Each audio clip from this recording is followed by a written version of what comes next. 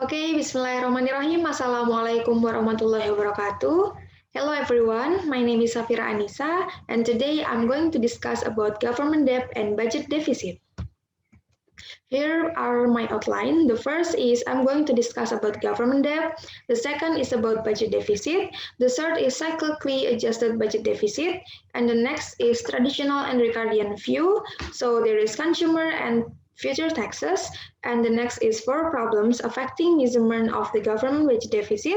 And the last is three reasons why a budget deficit might be a good policy choices.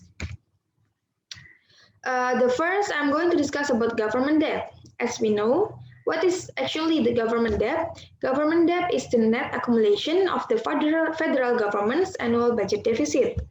All governments have some debt, also the amount varies from country to another. There may be budget surplus and deficit. If a government spends less than it collects in taxes, it pays past borrowing out of the financial surplus. So what causes it debts? The federal government adds to the debt whenever it spends more than it receives in tax revenue. Each year's budget deficit gets added to the debt, and each budget surplus gets subtracted. So the second, we are going to discuss about budget deficit. What is budget deficit? Budget deficit occurs when a country, business, or an individual has spending that is greater than the revenue they receive over a specific period, usually measured as a year.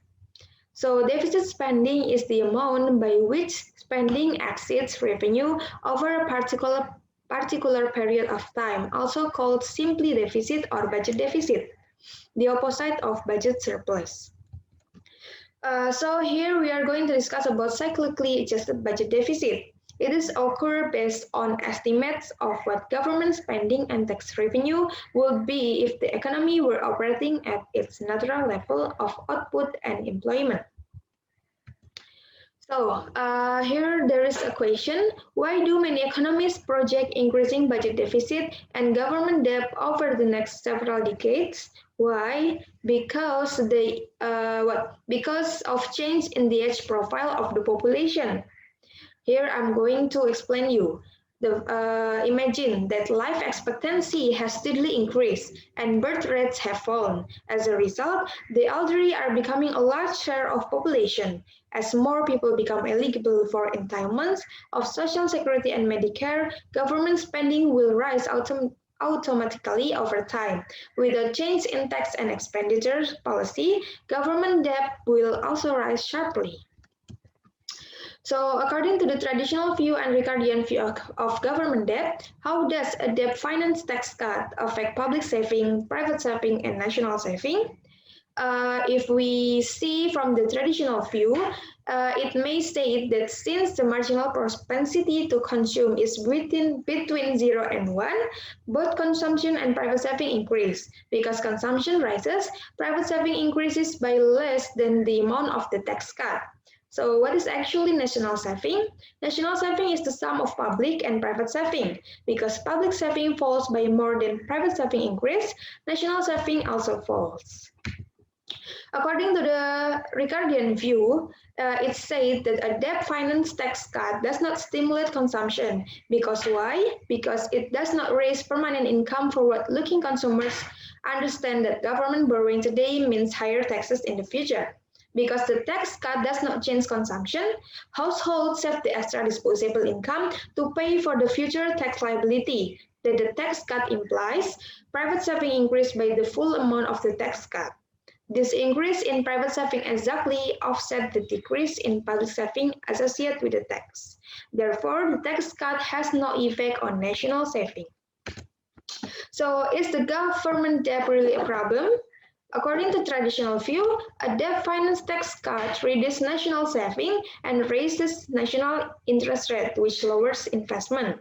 While Ricardian view said a debt finance tax cut does not affect national saving and therefore do not affect interest rate and also investment. So afterward, we are going to discuss about consumers and future taxes.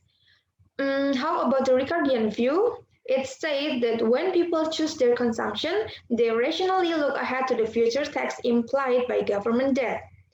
But From the traditional view, they said they believe that the prospect of future taxes does not have as large an influence on current consumption as the Ricardian view assumes.